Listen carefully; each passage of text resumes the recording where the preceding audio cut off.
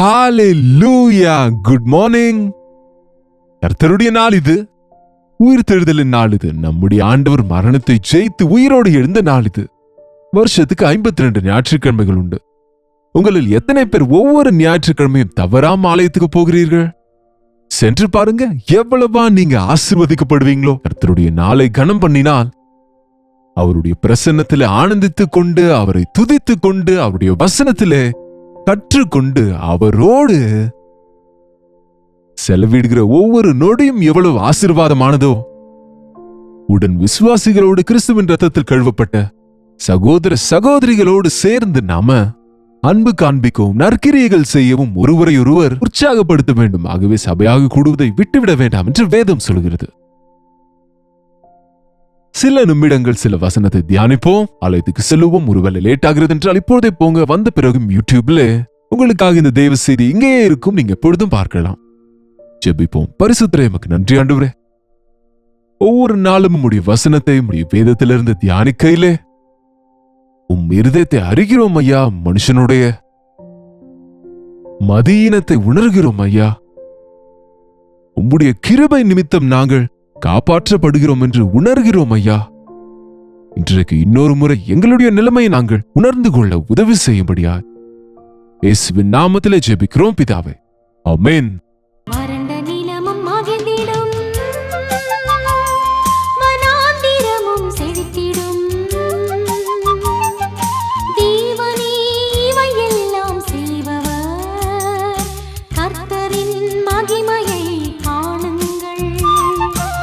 தேவனுக்கு ஸ்தோத்திரம். நீங்க வசனத்தை கேட்கும் போது பேசிக்கொண்டே கேட்காதீங்க. அங்கும் இங்கும் போகாமல் மனதை செலுத்தி கேளுங்கள். சில நிமிடங்கள் தேவனுடைய வசனத்தின் மீது உங்க மனதை ஒருமுகப்படுத்துங்கள். நாம யூதா ராஜாக்களை குறித்து பார்த்து வருகிறோம். நாம் இன்றைக்கு 20வது யூதாவின் ராஜா. இஸ்ரவேலருக்கு முதல் ராஜா சவுல். அதன் பிறகு தாவீதை தேவன் தெரிந்து கொண்டார். அவனுடைய மகனாகிய சாலமோன் ராஜாவானான். அவனுடைய மகனாகிய ரேகோபெயாமின் கீழ்ப்படியாமையினால் ராஜ்யம் 2 ஆனது. இவர்கள் யூதா ராஜாக்களா இஸ்ரவேல் ராஜாக்களா? 2 ராஜ்யங்களாக இந்த நார்த்தும் சவுத்தும் பிரிந்து விட்டார்கள். நாம யூதா ராஜாக்களை குறித்து பார்க்கிறோம், இஸ்ரவேல் ராஜாக்களை குறித்து பார்க்க வேண்டியிருக்கிறது. இன்னும் 19 இஸ்ரவேல் ராஜாக்கள் இருக்கிறாங்க, அதையும் பார்க்க வேண்டும். அவர்களும் இத்தகைய நிலைமையில இருக்கிறாங்க. கர்த்தருக்கு சித்தமானால் நம்ம ஒரு சின்ன பிரேக் எடுக்க போகிறோம். பிரேக் என்றால் நிறுத்த போவதில்லை. கர்த்தருடைய வேதத்திலிருந்து கர்த்தர் கொடுக்கும் வேறு பகுதிகளை தியானிக்க போகிறோம். சில நாட்களுக்கு பிறகு இஸ்ரவேல் ராஜாக்கள் குறித்து தெளிவாக தியானிப்போம். இன்றைக்கு கடைசி ராஜா சிதேக்கியா. தாவீது கொடுத்த வாக்குத்தத்தத்தின் நிமித்தம் தேவன், உன்னுடைய குமாரரில் ஒருவனை சிங்காசனத்திலிருந்து நான் இறக்க மாட்டேன், உட்கார வைப்பேன் என்று வாக்கு கொடுத்ததினால் இவர்களுக்கு தகுதி இல்லாவிட்டாலும் ஒரு வாய்ப்பு தந்தார். அந்த வாய்ப்பை ஒருவர் இருவர் பயன்படுத்திக் கொண்டார்கள். அதுவும் முழுவதும் இல்லாமல் குணப்பட்டு எப்படியாவது தேவனை பிரியப்படுத்தினார்கள். ஆனால் அநேகர் தேவனை துக்கப்படுத்தினார்கள். வரிசையா பார்க்கின்றோம். யோவாகாஸ், யோயாக்கீம், யோயாக்கீன், யோசியாவின் குமாரரே. இவர்கள் மூவரும் தேவன் அவ்வளவு வாய்ப்பு கொடுத்தாலும் இந்த யோயாக்கீனுக்கு பிறகு அவனும் கூட தேவனுக்கு பிரியமா இல்லாததினால் பாருங்க, இவங்க ராஜ்யமே நேபுகாத்நேச்சாரின் கைக்குட்பட்டார்கள், பாபிலோன் கையில விழுந்தார்கள். இவங்க பெயருக்குத்தான் ராஜாக்கள் வரி செலுத்திக் கொண்டு இருக்கின்றார்கள். அப்படிப்பட்ட நிலைமையிலே இவனுக்கு பிறகு இவனுடைய சிறிய தகப்பனாகி சிதேக்கியாவை கொண்டு வந்து, சிறிய தகப்பன் என்றால் இவனுடைய தகப்பனுக்கு சகோதரன் போல, சிறிய தகப்பனாகி சிதேக்கியாவை ராஜாவாக்கினான் இந்த நேபுகாத்நேச்சார். சிதேக்கியா, இவரை குறித்து நாம 2 நாளாகமம் 36:11 சிதேக்கியா ராஜாவாகிற போது 21 வயதாயிருந்து 11 வருஷம் எருசலேமில் அரசாண்டு. 21 வயதுல நல்ல ஒரு யங் மேனாய் ராஜாவானான். கண்ணார பார்த்தான் அவர்கள் வாழ்க்கையை, தேவனுடைய கோபத்தை, தேவனுடைய சாபத்தை, தேவனை வேண்டாம் என்றால் உண்டாகிற நஷ்டத்தை. இப்பொழுது அந்த ராஜ்யத்தை சரி செய்ய வேண்டியவன், ஆலயத்தை சரி செய்ய வேண்டியவன், மற்றவர்களை பார்த்து உணர்வடைந்து அப்படி இருக்கக்கூடாது என்று குணப்பட வேண்டியவன், இவன் ராஜாவான உடனே தேவனுடைய பார்வைக்கு பொல்லாப்பானதை செய்ய தொடங்கினான். அதிகார தாகம் பாருங்கள், மனுஷனை மூடர்களாய் செய்கிறது. யாரோ சொன்னாங்களாம், அரசியல் எல்லாம் சதிகளும் தந்திரங்களும் முழுவதும் நாற்றம் என்று. எல்லா தலைவர்களும் நல்லவர்களாக தான் அரசியலுக்குள்ளே வருகிறார்கள். அவர்களுக்கு நல்ல திறமையும் இருக்கிறது. கெட்டவர்கள் எல்லாரும் அரசியலுக்கு வரமாட்டார்கள். ஆனால் அங்கு வந்த பிறகு எல்லாரும் கெட்டு போகிறார்கள் என்பது போல அதிகாரம் வந்தவுடனே மோசம் செய்வதும் பொய்களும் அந்த தந்திரங்களும். இந்த ராஜ அதிகாரம் என்பது என்னுடைய சிங்காசனத்தை உயர்த்துவேன் என்று சொன்ன பிசாசுக்கு சம்பந்தப்பட்டது. இந்த உலக ராஜ்யம் எல்லாம் அழிந்து போகின்றது. நிரந்தரமான ராஜ்யத்தை நிலைநிறுத்தவே ஆண்டவர் வந்தாருங்க. இந்த சிதேக்கியா தேவனுடைய பார்வைக்கு விரோதமாக வாழ்ந்து தம்முடைய தீர்க்கதரிசியின் மூலம் கொடுத்த எச்சரிப்பை, எரேமியாவின் வார்த்தை கேளாமல் 12வது வசனத்தை பாருங்க. 2 நாளாகமும் 36ஆம் அதிகாரம் 12ஆம் வசனம். அவன் தன் தேவனாகிய கர்த்தரின் பார்வைக்கு பொல்லாப்பானதை செய்தான். கர்த்தர் நியமித்த தீர்க்கதரிசியின் வார்த்தைகளை இவன் கேட்கவில்லை. தீர்க்கதரிசிகளின் வார்த்தைகளை கேட்க மாட்டார்கள். தேவ ஊழியர்களின் வார்த்தையை கேட்க மாட்டார்கள். தேவ ஊழியர்களிடமே தவறு கண்டுபிடிக்கிறவர்களுக்கு அவங்க தவறு எங்க உணர போகுது? எப்பொழுது பார்த்தாலும் எந்த ஊழியக்காரங்க தவறு செய்வாங்க, பிடிக்கலாம் என்று அதேதான் தேடல் தவிர, நான் என்ன செய்தேன் என்று மனம் திரும்புகிறவன் ஒருவனும் காணப்படவில்லை. இந்த கடைசி காலத்தில் நான் மற்றவர்களுடைய தவறுகளை கண்டுபிடிக்க முயற்சிக்க என் இருதயம் இன்னும் கெட்டு போகிறது என்று சொன்னார் ஒரு நபர். தீர்க்கதரிசிகளிடம் தவறு கண்டுபிடிப்பதற்கு நீ யாருப்பா? உன்னுடைய தவறை நீ பிடித்துக் கொள்ளு. அவங்க தவறு அவங்களை பிடிக்கும். அது தீர்க்கதரிசிகளா இருந்தால் என்ன, ஊழியக்காரங்களா இருந்தா என்ன, வேற யாரா இருந்தால் என்ன, அவரவர் பாவம் அவர்களை பிடிக்கும். உன் பாவம் உன்னை பிடிக்காதபடி நீ ஜாக்கிரதையாக இரு. தேவனுடைய வார்த்தையை கேளு. மனுஷருடைய வார்த்தை நமக்கு அவசியம் இல்லை.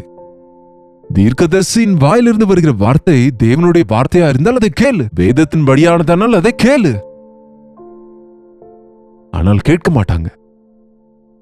தேவனுடைய வார்த்தையை கேட்காமல், தேவனுடைய வார்த்தையை கேட்டு தங்கள் இருதயத்தை தாழ்த்தி கொள்ளாமல், அப்படிதானங்க நமக்கு தாழ்த்தி கொள்வதை பிடிக்காது.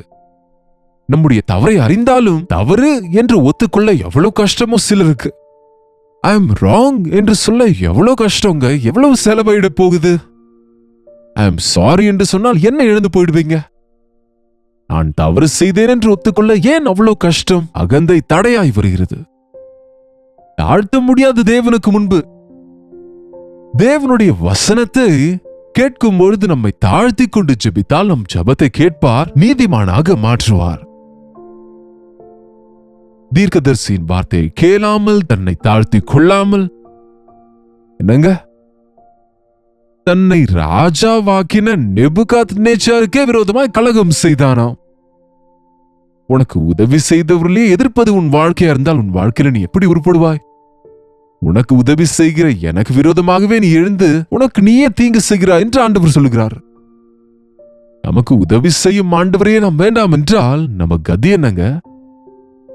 நம்மை பிடித்துக் கொண்டு விழாமல் காப்பாற்ற ஆண்டவர் வந்தால், நீர் என்னை பிடிக்க வேண்டியதில்லை, நான் விழுந்தால் விழட்டும் என்றால், நீ கேட்காமல் போனால் விழுந்துதான் ஆகணும்ல. கலகம் பண்ணி தன் கழுத்தை அழுத்தமாக்கி தன் இருதயத்தை கடினப்படுத்தினான். இந்த வார்த்தைகளை பாருங்கள். தேவனுடைய வார்த்தைகளை கேட்கவில்லை, தன்னை தான் தாழ்த்தி கொள்ளவில்லை, கலகம் செய்தான், இருதயத்தை கடினப்படுத்திக் கொண்டான். இன்றைக்கு எத்தனை பேர் இப்படிப்பட்டவர்களாய் வசனத்தை கேட்கும் பொழுது மனஸ்தாபப்படாமல் வேதத்தை வாசித்தோம் என்று சொல்லிக்கொண்டு இன்றைக்கு வேதத்திலே தவறுகளை கண்டுபிடிக்க முயற்சிக்கிறார்கள். ஒரு தேவ ஊழியரின் மூலம் நன்மைகள் பெற்று ஜெபம் செய்து கொண்டு நடத்தப்பட்டு ஒரு சபையிலே பலப்பட்ட பின்பு, ஆசீர்வதிக்கப்பட்ட பின்பும் எதிர் திரும்புவது, முரண்டு பிடிப்பது, இஷ்டம் போல வாழ்வது என்பது இப்படிப்பட்டவர்களா இருக்கிற இன்றைய விசுவாசிகள் என்பவர்களை பார்த்தால் இந்த ராஜாக்களின் நிலைமைக்கும் இன்றைய விசுவாசிகளுக்கும் வித்தியாசமே இல்லைங்க. யார் என்னுடைய வார்த்தையை கேட்டு நடுங்குவானோ அவனையே நோக்கி பார்ப்பேன், என் வார்த்தையின்படி நடந்து கொள்ளுபவனே ஆசீர்வதிப்பேன் என்று ஆண்டவர் சொன்னார். இந்த சிதேக்கியாவுக்கு இவ்வளவு பெரிய வாய்ப்பு கொடுக்கப்பட்டிருந்த போதும் அந்த வாய்ப்பை கொடுப்பதற்கு தேவன் பயன்படுத்திய நேபுகாத்நேச்சாருக்கும் விரோதமாக எழுந்தான். தேவனுடைய வார்த்தைகளை கொண்டு வந்த தீர்க்கதரிசி எரேமியாவுக்கு விரோதமாகவும் எழுந்தான். இவன் அவனுடைய வார்த்தையை கேட்காமல் போனான். தன்னுடைய நிலைமையை அறிந்த போதும் தாழ்த்திக் கொள்ளவில்லை. தன்னை குறித்து அவர் உணர்த்திய போதிலும் கூட முரண்டு பிடிவாதம். ஒருவன் அவன் பிடித்த முயலுக்கு 3 கால்கள் என்றானாம். ஒரு சிலர் அவ்வளவுதாங்க, எத்தனை பேர் சொன்னாலும் அவனுக்கு 3 கால்கள் என்றால் 3 கால்கள், அவ்வளவுதான். முட்டாள் தனங்க. தெரிஞ்சவனுக்கும் சொல்லலாமாம், தெரியாதவனுக்கும் சொல்லலாமா. இந்த தெரிஞ்சும் தெரியாதவனுக்கு சொல்ல முடியாது. பாதி வசனத்தை அறிந்தவங்க இன்றைக்கு அநேகர் இருக்கிறார்கள். எந்த வசனமும் தெரியாதவனுக்கு வசனம் சொன்னால் அவன் விசுவாசிப்பான். வசனம் முழுவதும் அறிந்தவர்களுக்கோ நிச்சயம் அவங்க ஏற்றுக்கொள்வாங்க. ஆனால் இந்த தெரிந்தும் தெரியாமல் இருக்கிறவங்க எது அவசியம் இல்லையோ அது தெரியும் என்பாங்க, அவசியமானது தெரியாது என்பாங்க. அவங்களுக்கு சொன்னாலும் புரியாது. இன்றைக்கு அப்படிப்பட்டவர்களா எத்தனையோ பேர் கிறிஸ்தவர்கள் என்பவர்கள் இருப்பதினால்தான் தேவனின் ஆசீர்வாதங்களை பெற முடியாமல் இருக்கிறார்கள். நல்ல ஊழியக்காரர்கள் அன்றைக்கும் இருந்தார்கள், இன்றைக்கும் இருக்கிறாங்க.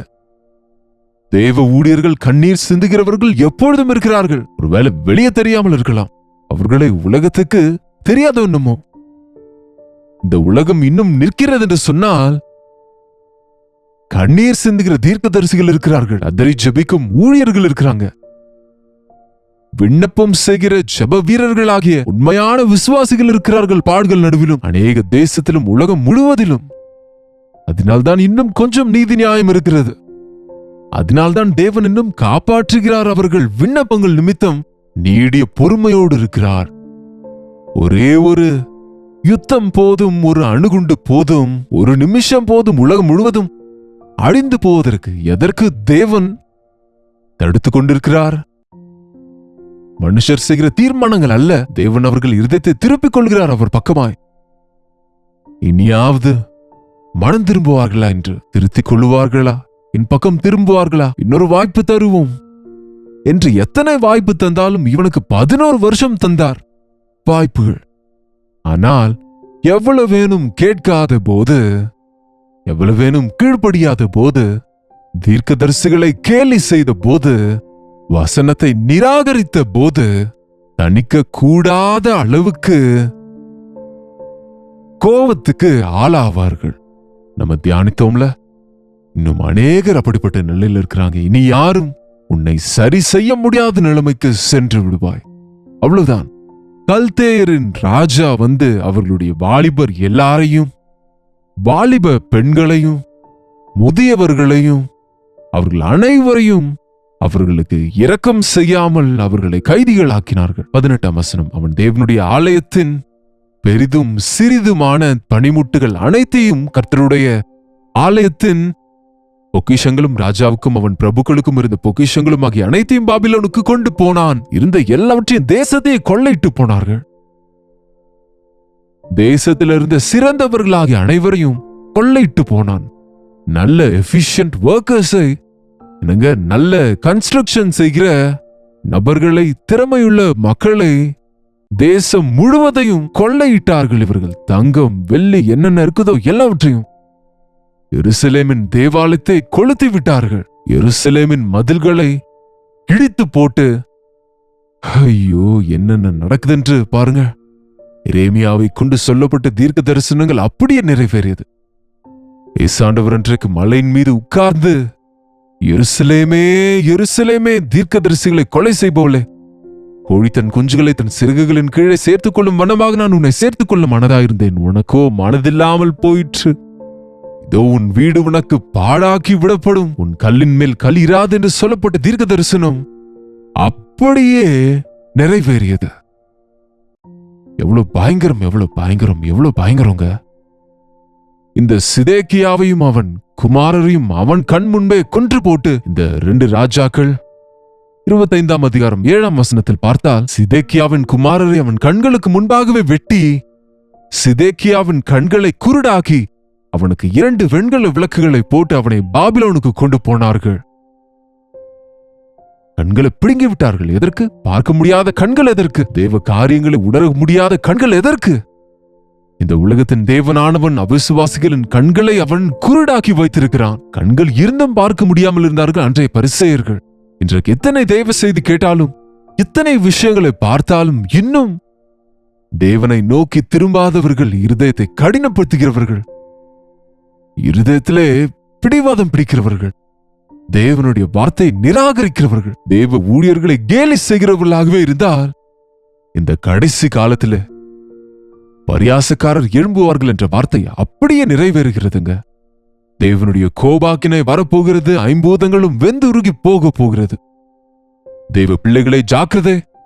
உனக்கு உண்டாயிருப்பது உறுதியாய் பற்றிக்கொள். தேவனுடைய ஆலயத்துக்கு சென்று இருதய சுத்தத்தை காத்துக்கொள். முழங்கால் படிட்டு ஜெபித்து உன் இருதய சுத்தத்தை காத்துக்கொள். தேவனுடைய வார்த்தையை கேட்டு கீழ்ப்படிந்து அவருடைய வசனத்தை கேட்டு நடுங்கி அவருடைய வசனத்தின்படியாக வாழ்ந்து அவருடைய வருகைக்காக எதிர்பார்க்கும் கூட்டத்தில் இருப்போம். இப்படி எதிர்பாராமல் நஷ்டம் போன அழிந்து போய்விட்டவர்களாய் நாம இராதபடிக்கு நமக்காக ஆயத்தமாக்கப்பட்ட அந்த பரலோக ராஜ்யத்திற்காக ஆயத்தமாவோம். இந்த ராஜாக்கள் எல்லாம் மனிதர்களே ஆகவே எந்த ராஜ்யமும் நிற்கவில்லை. ஆனால் நீதியின் ராஜ்யத்தை, சமாதான ராஜ்யத்தை ராஜாவாகி ஆண்டவர் நிலை நிறுத்த இந்த பூமிக்கு வரப்போகின்றார். அந்த ராஜ்யத்தில், அவருடைய ராஜ்யத்துல நாமும் இருக்கும்படி நம்மை நாம அர்ப்பணிப்போமா? ஜெபிப்போமா? பரிசுத்தரே, உமக்கு நன்றி ஆண்டவரே. இன்னொரு முறை உம்முடைய சமூகத்திலே அப்பா எங்கள் இருதயத்தை ஊற்றுகிறோம் அப்பா. எங்களுக்கு தெரியாமலேயே எத்தனையோ முறை உம்முடைய வார்த்தையை கேளாமல் இருக்கிறோம் அப்பா. உம்முடைய வார்த்தைகளை நிராகரிக்கிறோம் அப்பா. எங்கள் இருதயத்தின் கடிந்து கொள்ளுதலை அலட்சியப்படுத்துகின்றோம். எங்கள் மனசாட்சியின் எச்சரிப்புகளை பொருட்படுத்தாமல் பிடிவாதம் பிடிக்கிறோம் அப்பா. ஐயா ஐயா, இன்று எங்களை ஒரு முறை உம்முடைய ஆவினால் அபிஷேகியும். நல் மனசாட்சி உடையவர்களாய் வாழ்ந்து சுத்தமுள்ள இருதயத்தை காத்துக்கொள்ள மாயமற்ற விசுவாசத்தோடு அன்போடு உமக்காக சாட்சிகளாய் வாழ்வதற்கு உம் நாமத்தை தரித்தும் இரத்தத்தில் கழுவப்பட்டு இருக்கும் உம்மை ஏற்றுக்கொண்டு உம்முடைய பிள்ளைகள் என்று சொல்கிற எங்கள் ஒவ்வொருவருக்கும் உதவி செய்ய வேண்டும் அப்பா. அடிவை நோக்கி போகிற இந்த உலகத்திற்காக விண்ணப்பம் செய்ய அப்பா. உம்முடைய வார்த்தையை அறிவித்து அநேகர் மனம் திரும்பும்படியாக உம்முடைய வருகைக்காக ஆயத்தமாகி நீர் ஒப்புக் கொடுத்த காரியங்களை, சகல சிருஷ்டிக்கும் சுவிசேஷத்தை அறிவிக்கும் கடமையை பூர்த்தி செய்ய எங்கள் ஒவ்வொருவருக்கும் உதவி செய்யும்படியாக இயேசுவின் நாமத்தில் ஜெபிக்கிறோம் பிதாவே, ஆமென். நம்முடைய பிதாவாகிய தேவனுடைய அன்பும் குமாரனாகிய இயேசு கிறிஸ்துவின் கிருபையும் பரிசுத்த ஆவியானவருடைய அந்யோன்யமும் ஐக்கியமும் கூடி வந்திருக்கிற நம் அனைவருக்கும் இப்பொழுதும் சதா காலமும் துணையாயிருப்பதாக, ஆமென். தேவனுக்கு ஸ்தோத்திரம். இந்த யூதா ராஜாக்கள் 20 பேரையும் குறித்து திரும்ப திரும்ப நீங்கள் 2 ராஜாக்கள், அதே போல 2 நாளாகமத்தின் புஸ்தகத்திலே அதில் இருக்கிற அதிகாரங்களை வாசியுங்கள். அவைகளை நீங்கள் தியானிக்கும் போது இன்னும் தெளிவாக இதை புரிந்து கொள்ள பிரயோஜனமா இருக்கும். உங்களுடைய ஜெப விண்ணப்பங்களை, பாரங்களை எங்களுக்கு தெரியப்படுத்த 8939801234 என்ற எண்ணிற்கு ஒரு டெக்ஸ்ட் அல்லது வாய்ஸ் மெசேஜ் மூலம் வாட்ஸ்அப் பண்ணுங்க. உங்களுக்காக ஜெபிக்கிறோம், நீங்களும் ஜெபியுங்கள். கர்த்தருக்கு சித்தமானால் நாளைக்கு இதே நேரம் அனுதின தியானத்திலே கர்த்தருடைய வார்த்தையோடு சந்திக்கிறேன். அதுவரை கர்த்தருடைய கிருபை உங்களுக்கு துணையாக இருப்பதாக.